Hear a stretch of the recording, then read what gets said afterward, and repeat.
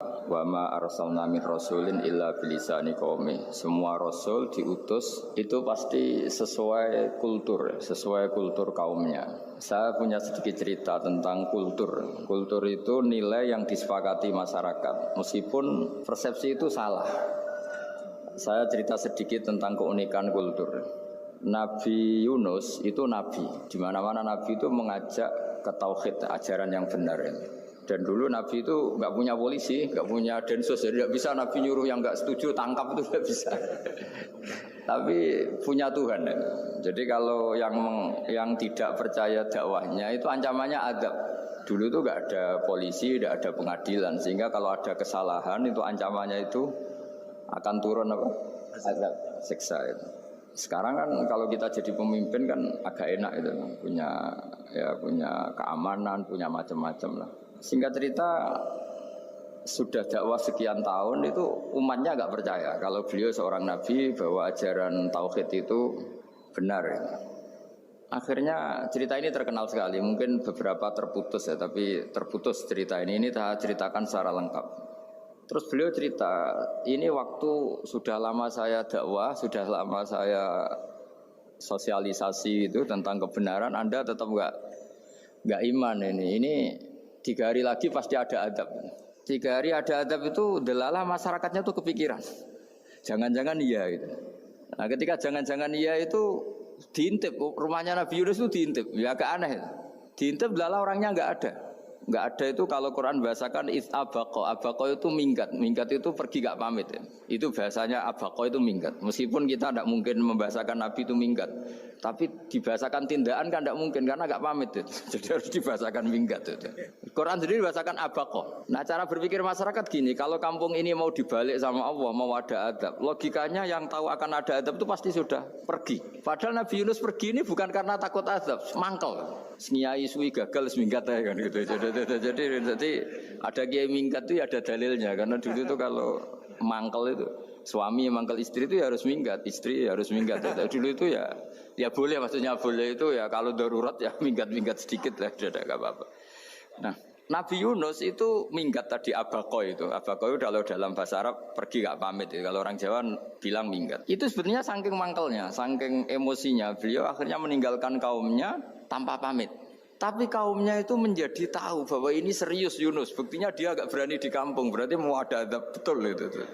Dan efek positif dari teori itu, teori kultur tadi. Kalau ada adab pasti dia pertama yang lari. Kayak dukun itu. Kenapa kita tidak percaya dukun nomor itu? Itu kan paling yang minta nomor dulu ada SDSB itu. Forecast itu kan paling salam templeknya kan 100.000. Padahal dulu forecast itu berapa? Kalau menang? Kan miliaran ya, juta. Itu untuk kultur kita agak percaya dukun kan ngapain ngumpulin uang 100.000 kalau dia tahu nomornya kan mendingan tombok sendiri gitu. Itu kan. Jadi orang itu mesti punya teori umum untuk membenarkan sesuatu atau membohongkan itu. Akhirnya umatnya Nabi Yunus itu iman. Iman itu artinya percaya kalau ini tidak main-main. Buktinya Nabi Yunus gak berani di situ. Akhirnya mereka tobat. Saat itu juga mereka wiridan di lapangan, terus semua kesalahannya diselesaikan. Sampai ada rumah yang sudah dibangun permanen karena di tanah tetangga, dirobohkan saat itu juga. Bahkan ada batu yang dulu nyuri, 1-2 batu yang dulu hasil nyuri, saat itu juga dirobohkan, dikembalikan sama penghuni. Hari itu semua kedoliman diselesaikan. Ini penting saya utarakan, jadi tobat itu tidak hanya istighfar. Kalau istighfar ribet, tobatnya orang punya utang terus istighfar gitu kan ribet. Kan ribet itu. Ada punya utang terus minta maaf itu kan ribet itu kan harus diselesaikan itu. Tobat diterima sama Allah.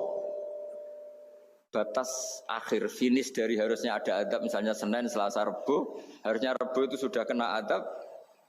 Ternyata Rabu itu tidak kena adab. Nabi Yunus sebetulnya juga penasaran kampungnya itu kena adab enggak. Dilihat dari jauh ternyata enggak. Tambah kecewa dia. Gitu. Wah ini saya kalau pulang pasti dibunuh karena saya dianggap pembohong. Di masyarakat situ ada aturan siapa yang bohong dibunuh. Padahal Nabi Yunus ngumumkan nanti Rabu ada adab. Kira-kira gitu loh. Ternyata Rabu itu tidak ada adab. Makanya dia sudah di batas kampung kembali minggat lagi. Karena nanti pulang pasti Dibunuh karena dia kebohong. Ya akhirnya masyhur itu. Terus dia ikut nelayan sekenanya. Yang penting lari dari kampung. Ikut nelayan sekenanya. Zaman itu, ini saya ulang lagi zaman itu. Nanti ini efeknya nanti ke tauhid. Zaman itu para nelayan tuh kayak sepakat. Kalau ada kapal atau perahu kok mau tenggelam, itu pasti ada yang minggat. Hanya minggat itu pergi tidak terhormat itu. Terus fasahama fakana minal mudkhadin. Nah, dulu itu orang sudah punya peradaban. Ini cerita kultur, sudah punya peradaban. Punya peradaban. Ya sekarang gini, kalau nyemplungkan salah satu kan tidak adil diundi. Diundi. Ternyata yang keluar dia, Nabi Yunus. Terus mereka tahu ini orang nggak pantas dikorbankan. Karena Nabi di mana-mana itu ganteng. Memang Allah itu punya sunat unik. Nabi itu harus paling ganteng di kampungnya. Nasabnya juga harus paling baik. Kabar-kabarnya juga istrinya harus paling cantik. Itu memang aturannya. Aturannya gitu. Nggak tahu saya. Dulu saya juga janggal. Kenapa Nabi aturannya harus gitu? Tak angen-angen di pemimpinnya LU Yusin itu. Maksudnya misalnya pemimpin dia pesak keriting itu kan piye gitu rasanya itu. Jadi Nabi itu pasti itu paling ganteng di kampungnya, terus dari nasab ya terbaik, terus rata-rata istrinya itu ya selain solihah itu ya paling cantik. Karena ya dibully kan, Sawardi ini jadi Nabi, bujune elek kan ya ribet kalau misalnya ada yang bully gitu kan juga ribet. Singkat cerita terus dia akhirnya ditenggelamkan, dibuang karena beliau seorang Nabi, faltaqamahul khut, beliau ditelan ya. Iltikom itu tidak digigit, ditelan. Karena ditelan beliau tidak mengalami dikunyah, ditelan. Iltikom itu ditelan. Karena beliau seorang nabi di dalam batnil khut itu di perut itu dia wiridan, dan barokahnya wiridan itu perut ikan ini menjadi masjid. Dia nyaman di situ, nyaman karena terus ngalami karomah lah. Andikan wali itu ngalamin karomah. Nah, kesimpulan dari cerita ini itu apa? Masyarakat itu akan selalu dengan kulturnya sendiri. Para nabi juga punya kultur sendiri. Dan Allah yang ngelola itu semua. Saya ulang lagi, Allah yang ngelola itu semua. Makanya terus dua kultur ini, kalau Allah menghendaki itu gampang sekali. Akhirnya yang terjadi apa? Nabi Yunus jadi kasih sanksi Allah karena pergi tidak pamit. Masyarakatnya justru enggak karena tobat. Dan tobatnya masyarakatnya ini karena kekeliruan Nabi Yunus. Keliru dengan makna bukan dosa. Andai kan Nabi Yunus saat itu kok di rumah ingin menyaksikan azab, itu masyarakat mesti gak percaya kan ada azab. Mau ada azab kok dia di rumah gitu. Jadi unik, Allah cara ngelola masyarakat itu unik. Dari keunikan-keunikan cara Allah ini kemudian lahirlah ilmu yang bernama ilmu tauhid, ilmu tawakal, ilmu pasrah nang pangeran itu. Karena kemarin pas Pak Yusuf sama Bu Sulis sowan saya itu tak beri cerita, agama itu milik Allah. Sehingga teori yang dikatakan manusia itu ya teori saja, tetap semua itu di tangan Allah. Ya saya saat itu cerita, misalnya saya ditanya, ini besi, materi besi dengan kaca itu kuat mana? Mesti kita menjawab kuat besi. Tapi saya yang mengendalikan besi dan kaca. Ternyata saya punya merencanakan menghancurkan besi, menetapkan kaca ini tak simpan, akhirnya puluhan tahun. Yang ini saya rencanakan saya hancurkan itu. Andai kan si yang menjawab tadi tahu rencana saya, mesti kuat bilang kuat kaca. Gitu. Makanya contoh paling gampang tadi. Dinosaurus itu hewan paling kuat malah musnah itu. Pitik yang nggak kuat sampai sekarang. Karena Allah bikin dinosaurus itu punya rencana dihancurkan itu. Sementara ayam enggak lah, gue rame-rame dunia gitu. Sehingga ya sudah. Nah, agama itu seperti itu. Agama itu sesuai rencana Tuhan. Sehingga ini cerita Nabi. Sehingga Nabi itu kadang nggak tahu bedanya antara sesuatu yang punya data, punya perangkat-perangkat untuk menuju A misalnya, itu nggak tahu bedanya. Jadi kalau Nabi ditanya misalnya gini, onta itu lahir dari betinanya, dari indukannya bisa, ya bisa. lahir dari batu? Jawabnya ya bisa. Kalau dia seorang nabi pasti jawab bisa. Kalau nabi loh ya, bukan direktur mandiri, nabi. Itu pasti jawabnya bisa. Jadi kalau nabi ditanya, mata air itu keluar dari bumi kedalaman 7 meter, bisa. Keluar dari sini, dari meja, jawabannya ya bisa. Karena nabi itu saking dekatnya Allah, tahu betul bahwa perangkat di dunia ini tidak bisa mendikte Allah. Semua itu kehendak Allah. Logika yang terbangun nabi itu sebenarnya gampang ya. Kalau kita teliti itu hanya gampang itu sesuatu yang benar itu pasti bisa dijelaskan secara gampang. Nah ini ngaji tauhid biar tidak terlalu berteori itu. Karena kalau saya cerita uang pinter jenengan. Dan saya tidak ingin pinter tentang uang. Tak beri contoh. Tidak ini supaya nanti kalau sampean suatu saat meninggal ketemu mungkar nakir itu tahu cara menghadapi. Nanti tak warai tekniknya itu. Tak warai tekniknya. Bocorannya tadi. Makanya ada cerita agama ini baik sekali. Orang bocorkan ujian nasional itu kriminal, bisa ditangkap Pak Rosidi. Tapi agama ini pertanyaan mungkar nakir dibocorkan semua kiai, itu nggak ditangkap sama mungkar nakir. Harusnya kan rugi karena ini pertanyaan, tapi semua kiai kan sudah membocorkan. Nanti pertanyaannya di kuburan itu man rabbuka, Tuhanmu siapa, agamamu apa. Itu kan sudah dibocorkan, tapi itu nggak dianggap kriminal. Sementara kita sekolah SD, sekolah SMP bocorkan soal itu dianggap kriminal. Padahal kalau harusnya boleh. Maksudnya kalau menuruti teori itu harusnya boleh kan. Wong pertanyaan mungkar nakir saja dibocorkan kan. Ada dasarnya kan? Ya tapi kan tidak ada itu. Harusnya boleh. Tapi kan terjadi kalau dibocorkan itu. Tidak ada itu. Harusnya boleh. Tapi kan terjadi gak ujian kalau dibocorkan. Jadi dibocorkan. Kurang apanya baiknya agama ini? Pertanyaan sepenting itu dibocorkan dan kiai-kiai gak ditangkap sama mungkar nakir ya ada itu. Saya ulang lagi ya supaya kita ingat fitrah salimah. Soal Anda modern monggo lah, tapi saya sebagai kiai akan ngajari kalian tentang fitrah salimah. Jadi kalau kamu itu benar-benar beragama, ini misalnya kertas, ini lempengan baja. Kalau kamu beragama, ya terserah jenengan. Karena bisa saja ya terserah jenengan. Karena bisa saja kertas ini arsip nasional. Baja ini tak niatkan, tak luluhkan, tak hancurkan. Sehingga kalau kita ngomong ya secara materi harus ditambah ya secara materi kuat baja ya Allah. Tapi secara substansi jenengan ya terserah jenengan monggo. Nah, di sini yang mulai orang lupa itu karena selalu menjawab pasti kuat baja. Kata pasti ini yang akhirnya orang menghilangkan teori beragama. Berdasar logika. Nah akhirnya para nabi, para wali itu ditanya.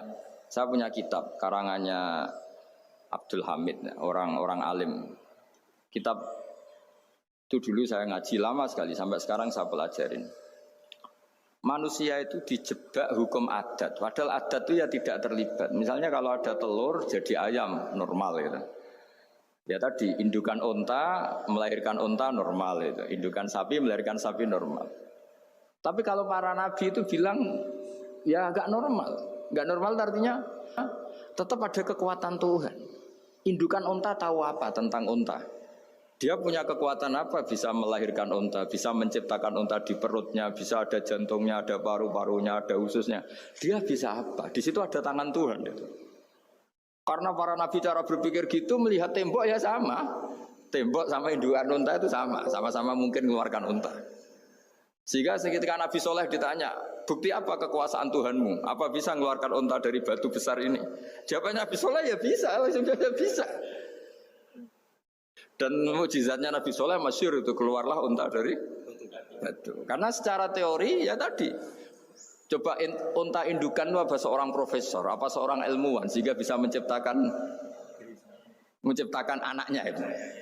Apa dia terlibat dalam menciptakan jantungnya, paru-parunya, ususnya kan enggak juga. Telur bisa apa coba? Gobloknya bukan main telur itu kan. Tapi bisa mengeluarkan ayam, dia bisa apa? Nah, para nabi, para wali itu tahu semuanya itu kekuasaannya Allah. Nah, kalau karena kekuasaan Allah bedanya apa dengan tembok? Makanya Nabi Muhammad ketika di padang pasir semua sahabat bingung nggak ada air ya Nabi santai aja. Ini gimana Nabi nggak ada air nanti orang mati kehausan? Nabi ya santai aja. Kamu ingin air katanya. Iya. Nabi nunjuk apa itu ya sudah terus ada air. Ada yang keluar dari jemarinya, ada karena Nabi itu nggak tahu bedanya antara ini mungkin dan tidak mungkin tuh nggak tahunya itu ya semuanya itu Allah. Kalau kamu kan nggak, wah daerah gini nggak mungkin ada air. Ini kan padang pasir. Air itu biasanya di daerah hutan gini malah berteori macam-macam. Seakan-akan tidak ada Tuhan. Jadi kalau orang nggak bakat wali pasti berpikirnya gitu. Makanya nggak wali-wali itu memang nggak bakat karena itu kan artinya menafikan kekuasaannya Allah kan. Seakan-akan Allah tidak mampu bikin air di situ. Tapi kalau Nabi santai aja. Makanya Nabi Ibrahim ketika mau dibakar ya santai aja. Menurut beliau api bisa apa? Jadi itu meskipun hukum adat itu ya selalu berjalan. Normalnya api yang membakar di padang pasir, normalnya ya nggak ada air. Normalnya batu ya nggak mengeluarkan onta. Tapi kamu jangan terjebak oleh keseharian yang Anda lihat. Tetap di balik itu ada kekuasaannya Allah Subhanahu wa Ta'ala. Nah ini yang namanya iman.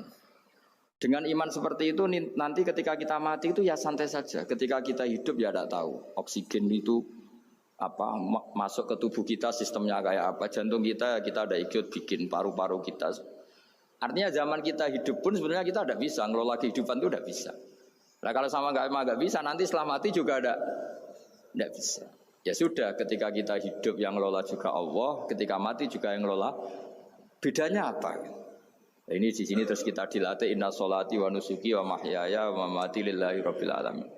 Tapi kenapa kita ragu terhadap kehidupan setelah kematian? Karena ketika kita hidup seakan-akan kita tahu cara hidup. Makanya Allah itu tersinggung betul ketika ada orang merasa bisa ngelola cara hidupnya. Makanya kata Allah kalau gojlok orang-orang yang kepedean itu, kalau kamu top, mbok jangan mati. Itu falaula in kuntum ghaira madinin tarji'unaha in kuntum shadiqin. Kalau kamu merasa top itu jangan mati. Di mana-mana mati itu tidak top. Falaula idza balaghatil khulqum wa antum khina idzin tanzurun. Mbok ketika nyawa kamu sudah sampai kerongkongan, kamu tarik lagi supaya kamu tidak mati. Mati itu tidak top. Katanya kamu top kok. Mati. Jangan mati. Kalau top itu jangan mati, jangan miskin, jangan tua, jangan jadi jelek. Pokoknya top terus gitu. Itu digosok sama Allah. Tapi orang itu lupa bahwa nah ketika sehat begini kita seakan-akan ngelola kehidupan. Nah gara-gara merasa ngelola seakan-akan kalau mati lalu saya gimana ya kalau mati? Di kuburan ngapain ya? Terus kantornya gimana, kerjanya di mana? Ya udah usah begitu. Nah ini di sini pentingnya tauhid. Orang dilatih berpikir al-khalqul awal. Afa'ayina bil khalqil awal. Kalau dalam bahasa Yasin disebut kul yuhyihal ladzi ansha'aha awwala marrah. Jadi agama itu orang dilatih membayangkan pertama hubungan kita dengan Allah. Misalnya manusia pertama itu siapa? Adam. Adam bisa berpikir, bisa berlogika, bisa jalan-jalan, bisa macam-macam. Tapi andaikan Anda jadi Nabi Adam, mesti melihat kekuasaannya Allah itu begitu nyata. Karena saya materinya dari tanah, ternyata saya bisa berpikir. Betapa kudrohnya Allah, kekuasaan Allah tanah yang benda mati bisa berpikir. Sekarang jadi saya. Sehingga ketemu, kira-kira Nabi Adam kalau ketemu tanah itu ya, kalau mau maksiat, wah ini tanah ini pasti komplain.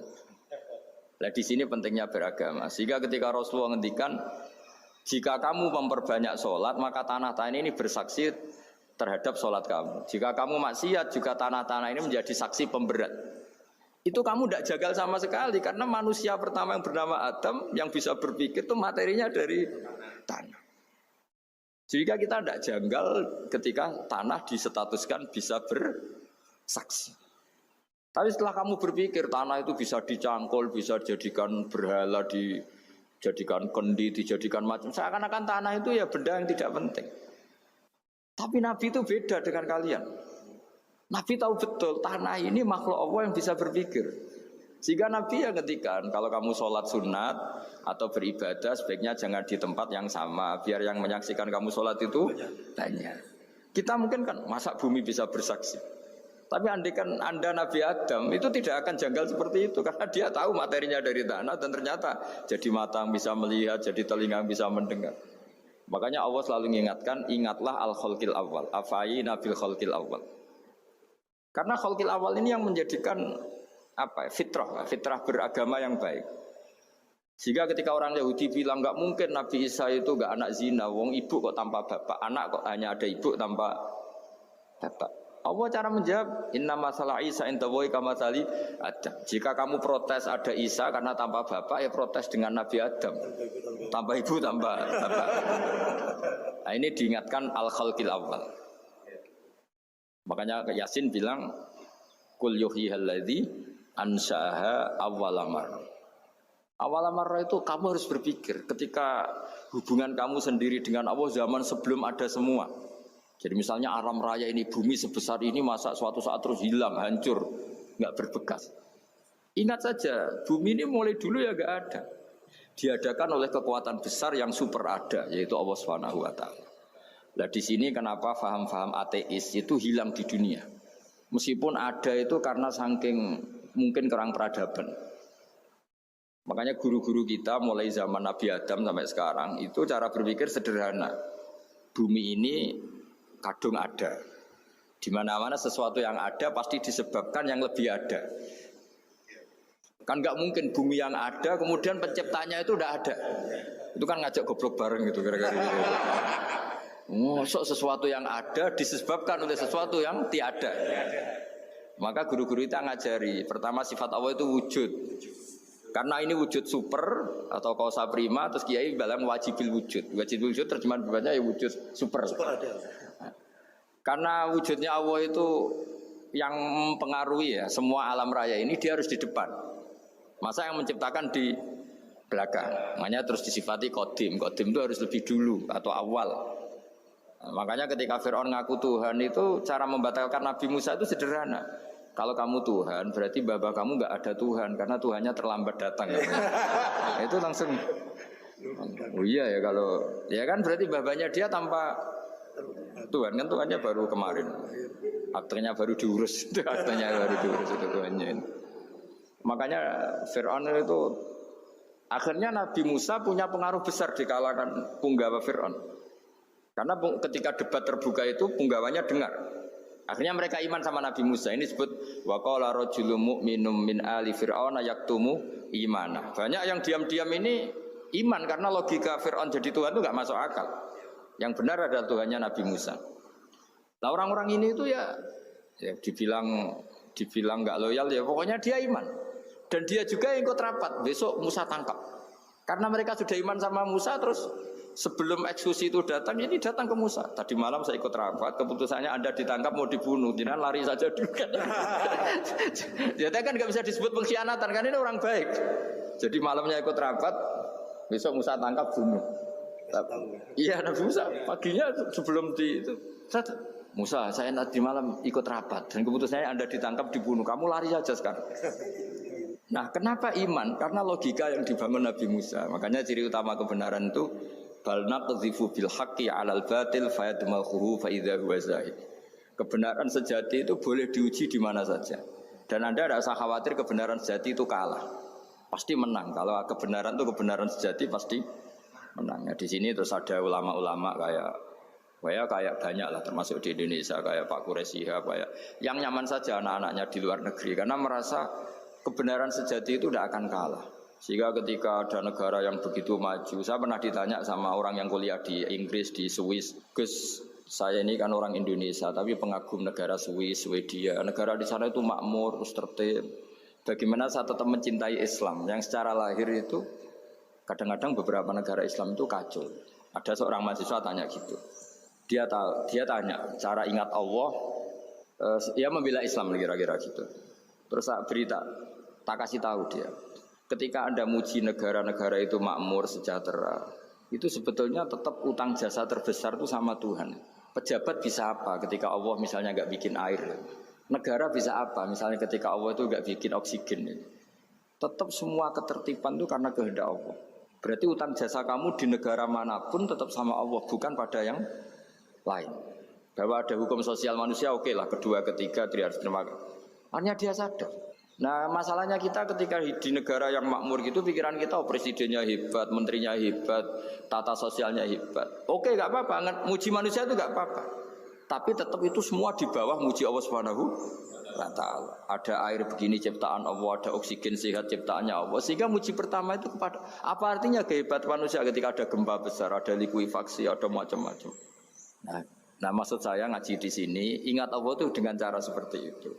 Sehingga ketika kita hidup di negara manapun ya utang jasa pertama pikiran kita sama Allah Subhanahu wa taala. Tapi kalau enggak, kamu terjebak hukum adat tadi. Di mana-mana ayam itu yang mengeluarkan telur, telur mengeluarkan ayam. Enggak bisa batu ini mengeluarkan ayam. Keliru kamu. Ketika ayam mengeluarkan telur, memangnya ayam itu bisa? Apa dia berpikir sekolah dulu gimana ya cara punya telur? Kan ya enggak juga. Tidak berkehendak juga. Apa ketika mata kamu bisa melihat terus kamu merencanakan gimana ya mata supaya bisa melihat? Ya tahu-tahu sudah melihat.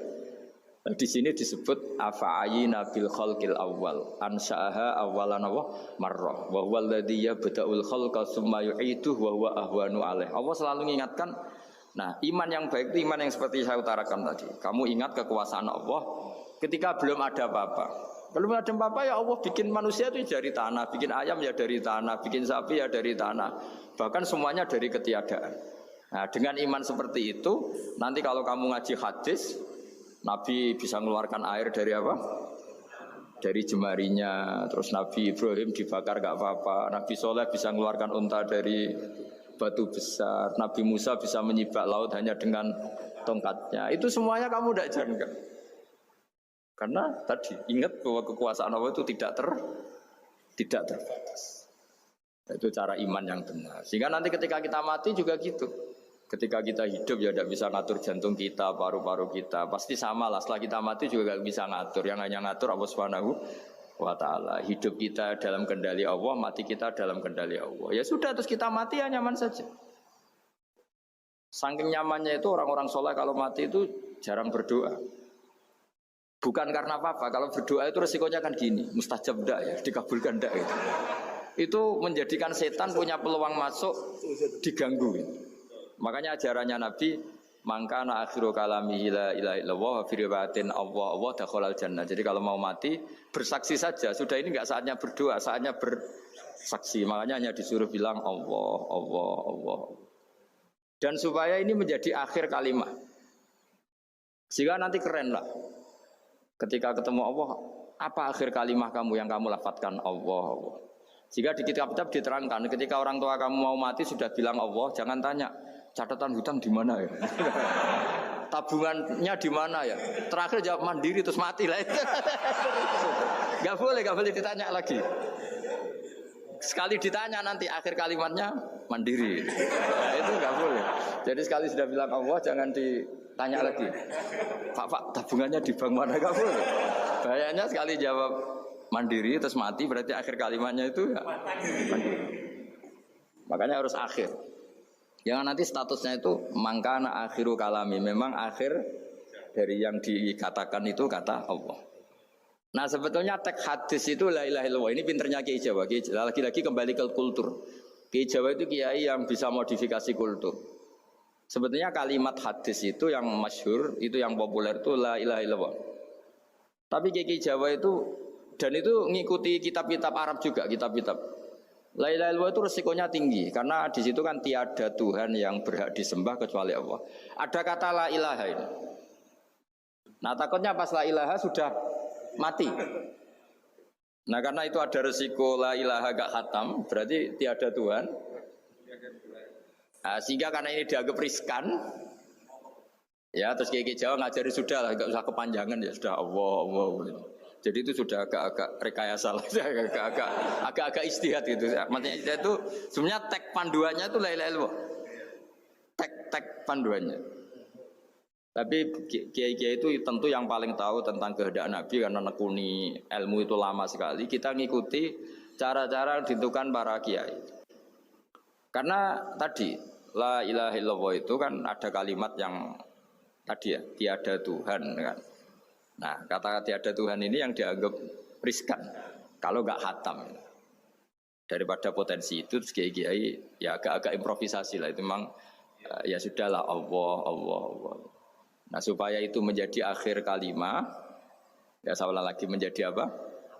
Akhir kalimat. Setelah itu kata kitab-kitab jangan tanya hal lain. Ya, sekali ditanya nanti dia akan melafatkan hal lain itu. Ya tadi misalnya tabungannya di mana gitu. Kan mesti jawab sini.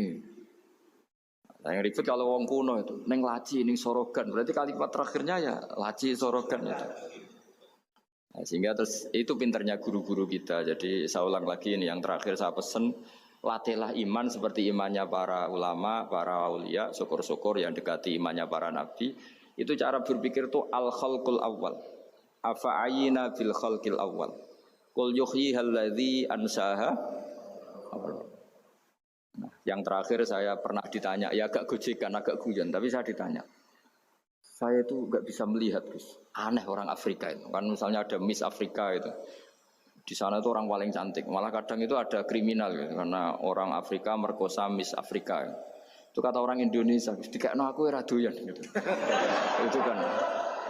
Itu lah ini kan secara syariat, mungkin lelaki itu punya rasa dengan perempuan itu ya kalau berpakaian serono atau gimana secara teori. Tapi sebetulnya oke itu benar, tapi sebetulnya ada ansa'aha awala bar. Orang Indonesia itu didesain gak suka orang Afrika.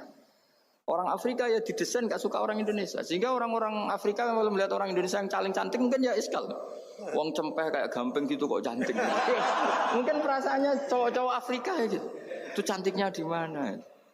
Orang Indonesia kebalik kan. Kalau cowok-cowok Indonesia ngelihat Miss Afrika cantiknya itu nangdi gitu. Kok sampai ada pemerkosaan tuh apa itu? Nah itu menunjukkan Allah yang Maha Kuasa. Allah itu mendesain gennya orang sana. Beda dengan kita. Ya itu bukti bahwa Allah itu nggak bisa. Ya sudah semuanya itu Allah yang mendesain. Itu bukti bahwa manusia itu bisa apa di depan kita. Orang kayak Afrika kok disuruh bilang cantik, kita kan protes. Cantiknya di mana? Mungkin orang sana juga protes ke kita. Orang Jawa cempeh itu kok cantiknya deh. Itu orang-orang Indonesia kalau ngelihat bule cantik itu kan kalau ketemu kan janggal. Orang-orang Jogja, bule wayune nang ndi gitu. Kulite gitu kan sama mereka juga bilang kita mungkin seperti itu. Itu namanya didesain ansa'aha awal apa? Mar. Sudah memang desainnya seperti itu.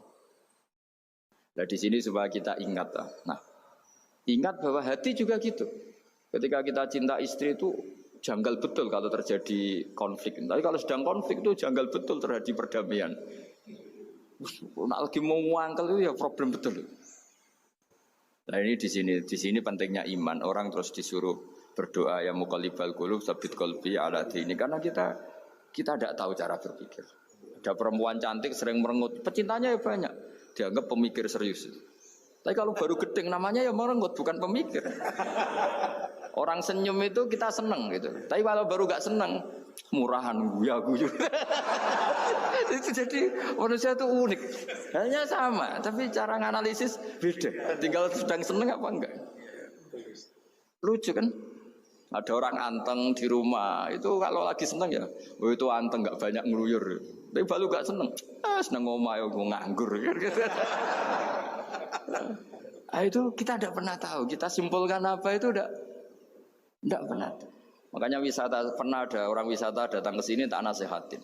Orang wisata itu kan senang di kampung-kampung yang terbelakang gitu, melihat orang manusia pohon, melihat apa. Terus saya bilang, itu kan kasihan kan, masa manusia jadi objek. Bahkan bayangannya ya kalau mereka jadi modern jadi gak menarik kan. Padahal kita yang orang pendidikan kan inginnya mereka terentas lah dari kultur itu. Ya itu kan gak sambung kan. Yang satu bilang unik, masyarakatnya masih unik, masih naik-naik pohon. Tapi bagi orang pendidikan kan tersiksa kan. Ini bangsa kita, warga kita kok masih seperti itu. Makanya orang wisata itu nasihati, kamu ke sana itu niat melihat apa niat mengentas? Kalau niat mengentas, tak jamin ada pahala. Enggak Gus, mau niat mengentas katanya. Niatnya baru sekarang apa mulai dulu-dulu? Ya, baru sekarang. Dan ini cerita dari manusia itu semudah itu, Pak. Nah, setelah kamu ngaji ini, kamu tidak akan janggal terhadap kenapa Nabi itu begitu santai. Ketika tadi makanan misalnya satu wadah itu cukup untuk orang 300. Sampai Jabir yang ngundang Nabi kan hanya kambing kecil. Cukup orang 6. Ternyata Nabi ngajak orang 300 lebih. Tapi Nabi bilang ya sudah semuanya makan cukup. Kata-kata Nabi kan zaman dulu belum ada beras, belum ada semua. Allah itu bisa kok ngenyangkan malaikat tanpa makan gitu. Susahnya apa ngenyangkan manusianya dengan nasi sedikit. Itu ya Nabi ya santai aja, semuanya kenyang santai. Ya ini itu iman-iman yang sudah benar-benar awal amarah sudah. Allah tidak harus terdikte oleh nasi. Kalau nasi sedikit harus cukup orang sedikit. Kalau banyak harus orang banyak. Allah tidak perlu kena aturan itu semua. Tidak perlu. Saya ini Tuhan kata kok kamu atur itu gimana? Tidak bisa. Saya Pak Bakar hanya ngaji ini insya Allah Anda setelah baca mukjizat keramat itu tidak. Beda itu ada dua. Beda karena bodoh. Nah, itu memang harus kita tinggalkan. Yang beda karena bodoh. Ada beda karena rumus ilmu. Itu harus kita hormati. Saya punya sekian bukti beda ya kalau karena bodoh tentu kita tinggalkan. Tapi kalau karena rumus ilmu yang beda, misalnya gini, saya kiai yang lama di kota, saya kan lama kerja di Jogja.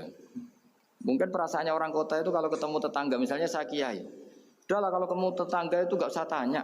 Ya kalau ketemu biasa aja, nggak usah tanya, nggak usah ramah, biasa aja.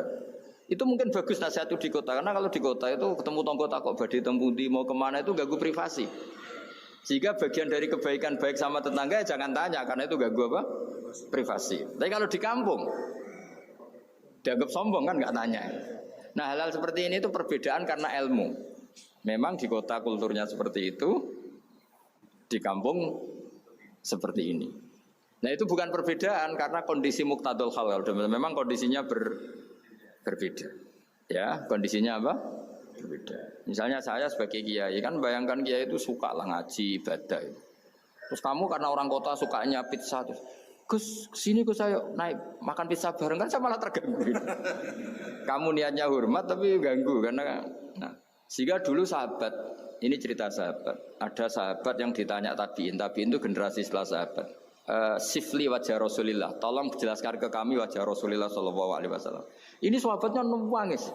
Oh maaf sekali, saya tuh gak pernah melihat wajahnya Nabi meskipun saya berpuluh-puluh tahun jadi sahabat. Juga gak pernah sowan Nabi. Saya sering jamaah sama beliau. Ditanya kenapa? Saya itu sungkan. Beliau terlalu wibawa. Jadi bentuk penghormatan sahabat ini kepada Nabi justru gak berani melihat wajahnya. Dan bukti penghormatan pada Nabi dia gak pernah sowan. Nabi itu punya anak, punya istri, punya cucu. Kalau sowan tuh ganggu. Jika dia cara berpikir ya itu bentuk hormatnya. Ya itu ya sah saja mau dia cara berpikir ditakdir begitu. Tapi ada beberapa sahabat yang justru saking cintanya sering melihat wajah Nabi, sering sowan Nabi. Itu haknya mau dia cara berpikir begitu. Nah kira-kira seperti itu. Jadi perbedaan itu ada dua. Ada yang karena bodoh, itu tidak kita ikuti. Tapi ada perbedaan karena pengetahuan. Ya kalau karena pengetahuan harus kita ikuti. Karena memang itu, ya itu kan urusan sudut pandang. Dulu ketika Mekah dikuasai Sayyidina Umar, setelah Fathu Mekah dan Umar sudah kuat betul. Itu banyak sahabat yang dulunya orang Mekah. Itu sama Umar disuratin, cobalah kembali ke Mekah. Di Mekah itu kamu sholat di Masjid Haram sebagaimana 1000 sholat. Sekarang Mekah aman milik kamu, silakan kembali ke Mekah. Tapi jawabnya sahabat itu nggak mau. Paling di Mekah hanya dapat pahala 1000 sholat. Tapi kalau mengislamkan orang di daerah-daerah pedalaman itu dakbul ambiya. Ciri khas Nabi itu yang membenarkan orang itu, bukan di satu tempat. Terus sampai nambahi surat ini, wa alam anal ardo lam tuqaddis ahad dan bumi itu tidak bisa loh mensucikan orang. Abu Lahab itu orang Mekah, Abu Jahal orang Mekah, tapi tetap begitu. Akhirnya jenis ini berpikir, ya sudah lah, gak di Mekah gak apa-apa. Andai kan Mekah itu bisa mensucikan orang, gak ada Abu Jahal, gak ada Abu Lahab. Akhirnya para sahabat gak kembali ke Mekah, tapi berkelana ke Syria, ke Syam, akhirnya ada Islam di mana-mana. Tapi ada juga yang Mekah itu kota suci, harus diisi orang-orang suci supaya yang brengsek-brengsek gak di sana. Ya sudah cara berpikir begitu. Nah ini cerita ya. Jadi ya sudah kalau perbedaan karena ilmu, ya sudah memang karena ilmu. Nah itu gak apa-apa. Nah kalau sampean tanya, lalu bedanya apa Gus? Yang beda karena ilmu karena ya lihat saja kalau dia orang pinter bacanya banyak berarti bedanya karena ilmu. Tapi kalau gak pinter kok berbeda ya berarti karena tidak tahu.